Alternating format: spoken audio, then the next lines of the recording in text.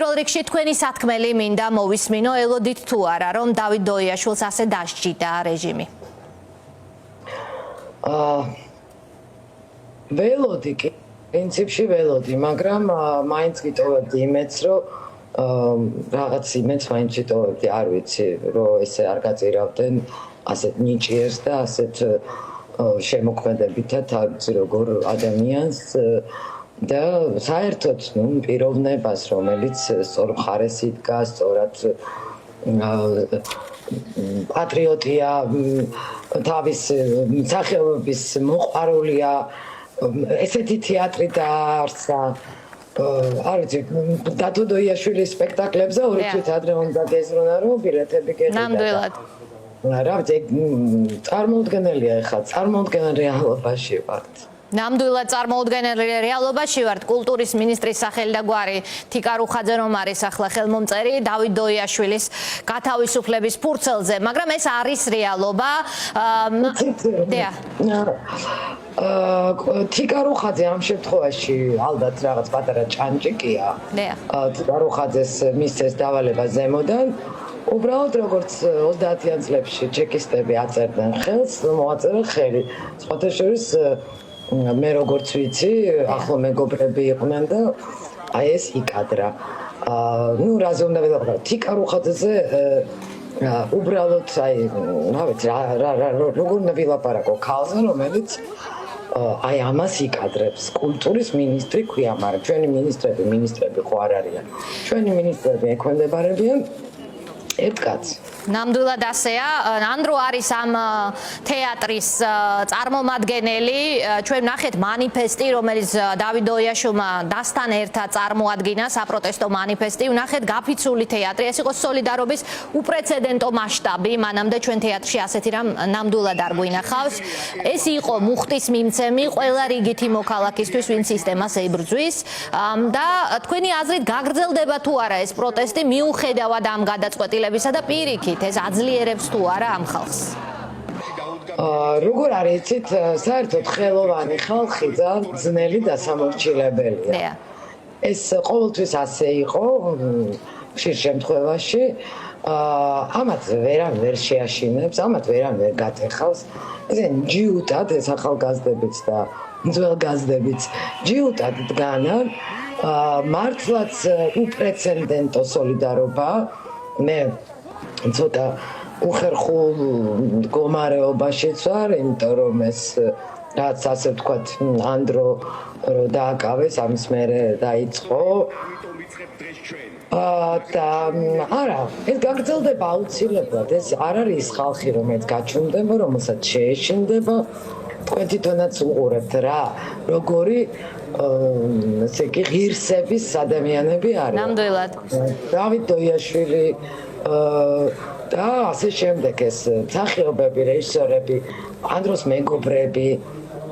ეს არის ღირსების მაგალითი, ეს თეატრი არის ღირსების მაგალითი.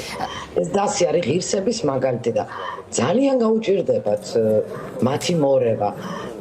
ბრძოლა აუცილებლად გაგრძელდება, აუცილებლად გააგრძელებენ აქვს კიდეც რაღაც გეგმები და ამიტომ ამასობაში რეჟიმი ყველაფერს კადრულობს. თქვენ ნახავდით გუშინ ირაკლი კობახიძის განცხადებას რუსთავი 2-ზე. წარმოუდგენელი განმეორებაც კი არ მინდა, მაგრამ მაყურებელს ვისაც არ უნახავს ვეთყვი, ერთ-ერთი მსახიობი აღნიშნეთო, ეუბნება ეს წამყვანს რუსთავი 2-ზე. დედა და დეიდა და დეიდაშვილი, ეგეთი გარემოც ვაყავსო, ანდრო ჭიჭინაძეზეა საუბარი და თანაუგრძნო შეიძლება ამას, იმიტომ რომ ოჯახიდან აქვს ჩაჭედილი თავში, რომ შეიძლება გუშინ ითამაშო რუსულ ფილმში და ხვალ სხვა გამოაცხადო რუსადო. მე წავიკითხავ ანდრო ჭიჭინაძის განცხადებასაც, ვიდრე თქვენ უპასუხებთ ირაკლი კობახიძეს, ცოტა ხნის წინ გავრცელდა ის წაიკითხეს ზუსტად კულტურის სამინისტროს წინ გამართულ საპროტესტო აქციაზე, აი რას წერს ანდრო საპატიმროდან სინდისის პატიმარი. რაც შეეხება ირაკლი კობახიძეს გუშინდელ ინტერვიუში, სადაც ყველაფერი იკადრა, ჯერ თავდასხმაში დამადანაშაულა და მერე პირადად ჩემს ოჯახს შეეხო, რომელიც ყველა რეჟიმის წინააღმდეგ იბრძოდა, მათ შორის წინა მთავრობის დროს. ჩემო ირაკლი, ის რაც გააკეთე, ვინმე თუ ყავს კაცი გვერდზე, კითხე მაგსაც ქციელს რა ჰქვია. პირისპირ თუ აღმოჩნდებით, შეძლებს ჩემთან იმავეს გამეორებას. არ მგონია. წერს ანდრო ციხიდან. თქვენ რას უპასუხებთ? რა შეეცით საქმე, მე არ უყურებ მაგათ გამოსვლებს, არ მაინტერესებს, ყველაზე ნაკლებად მაინტერესებს. უბრალოდ ჩამიგდეს გუშინეს ინტერვიუ ანდროზე ლაპარაკობსა და ამიტომ ნახე. ესე იგი პროკურორია, მოსამართლეა, რა დანიშნულება აქვს, პრემიერ-მინისტრია, სადამსჯელო რაზმის უფროსია, მე ვერ ვხვდები. ესე იგი, ეს არის პოლიტიკური განცხადება, პირდაპირ, შემიძლია ვთქვა. ეს არის, ესე იგი, პოლიტიკური დევნის. ეს არის ოჯახზე ზეწოლის და რა ვიცი, ანდროს ვერაფერი ვერ უმტკიცდება, იმიტომ რომ არანაირი დანაშაული არ მიუძღვის არც ანდროს და არც სხვა პატიმრებს და ესე იგი თავისი პირით თქვა, რომ დეიდაშვილი, დედა და დეიდის გამო დაიჭირეს ანდრო. ხო, სხერფლია. კი ბატონო. და რუსულ ფილმს რაც შეეხება, კიდევ ერთხელ აღნიშნავ, დიახ ანდრო მითამაშა რუსულ ფილმში, რუსულ-ქართული კოპროდუქცია იყო, თბილისშია გადაღებული და ამ ფილმის რეჟისორი იყო აქსანა ბუჩკოვა, არაჩვეულებრივი ქალი, ანტიპუტინისტი, რომელიც იყო დევნის ქვეშ, რომელიც ჩამოვიდა საქართველოს და ჩვენ შევიფარეთ, იმიტომ რომ იყო და ერთხელ იყო დაპატიმრებული და მე გამოიქცა რეჟიმს. და არჩეულებად ღირსეული ადამიანია და თვითონ ვიდეო გააკეთა და გამოგვიგზავნა ეს ვიდეო გასაჯაროებულიც იყო. როდესაც მე დავიწყე კასტინგის გაკეთება, ანდრო გავიცანი, ანდრო მე მკითხა, რა პოზიციაზე დგეხარ. ანუ შენ როგორ აფასებ რუსეთში მიმდინარე მოვლენებს და რუსეთის აგრესიას საქართველოს წინააღმდეგ. აი ეს ყველაფერი ამაზე რომ ვუპასუხეო, მხოლოდ მაშინ დათანხმდა ქართულ რუსულ პროექტში მონაწილეობას. ეს უკვე ახსნილია, ამით ანდროს ვერ გააშავებენ. საერთოდ სიმართლე როცა არის შენ მხარეს,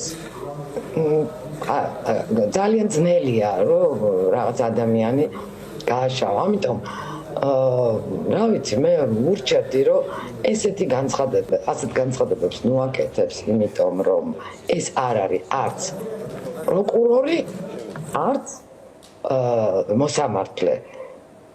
თავის კომპეტენციაში იყოს და სხვის კომპეტენციაში ნუერენა. ისედაც ხედავთ სასამართლოზე რა ფარსია, ჩვენ გავაგზავნეთ სტრასბურგში. აი ეს პროცესის ამბავი და რამდენი მეც შეცდომას დაუშვებენ, იმასაც დავამატებთ კიდე. კი ბატონო, ნამდვილად ეს იყო პოლიტიკური განცხადება, ეს იყო მორიგი გაშავების და დეზინფორმაციის და პროპაგანდის მცდელობა. ამით არის დაკავებული რეჟიმი ახლა, იმიტომ რომ სხვანაირად პროტესტს ვერ აჩერებს. სხვა შორის ვერც ანდრო თქვენი შვილი კი არის, მაგრამ ვერც ერთი სინდისის პატიმარი ვერ გატეხა სისტემამ ამ დრომდე. მიუხედავად იმისა, რომ ამ მიმართულებით ბევრს მუშაობენ, იქნება ეს პროპაგანდის კამპანია თუ სხვა. აი ეს რა ფენომენია, ეს არის ჩემი ბოლო კითხვა თქვენთან, კალტონ ლიკა. ძალიან მაგრად განან ეს ხალხი ციხეში, მშობლებიც მათი ყველასი არის გამორჩეული, ყველა გავიცანით. გახსოვთ საწყის ეტაპზე თქვენ იყავით ჩვენი სტუმარი და მაშინ სახელების და გვარების დამახსოვრების ეტაპი იყო ამ მართლაც ღირსეული ხალხის. ახლა ყველას მშობელი ვიცით, სახელით, გვარით, ყველაფრით და ეს განსაკუთრებით გამორჩეული ღირსეული ხალხია, ღირსეული შვილების აღმზრდელები. რა აძლევინებს ამ ხალხს ციხეში ასეთი შემართებით თქვენი აზრით? ეს იცით რა ფენომენია? რატომ არ ტყდებიან, რატომ არიან ასე ძლიერად, რატომ არიან მათი მშობლები? იმიტომ რომ კიდევ ერთხელ სიმართლე არის მათ მხარეს. ეს ერთი, მეორე, აი ასეთები რო არიან, სწორედ მაგიტომ დაატყვევეს. ეს ბიჭები ასეთები, აი გამორჩეულად კარგი ადამიანები, გამორჩეულად პატრიოტები, გამორჩეულად ინტელექტუალები. ამიტომ დააკავეს, ამიტომ გამოკეტეს. აი ეს ფენომენი. კი ბატონო, კალტონ ლიკა, მადლობა გადაცემაში ჩართვისთვის, მადლობა იმისთვის რომ ხართ ასეთი აქტიური და კიდევ არაერთხელ ვიქნებით ჩვენ ხაზზე, დარწმუნებული ვარ, მადლობა კიდევ ერთხელ. ლიკა გუნცაძე, ანდრო ჭიჭინაძის დედა იყო ჩვენი სტუმარი.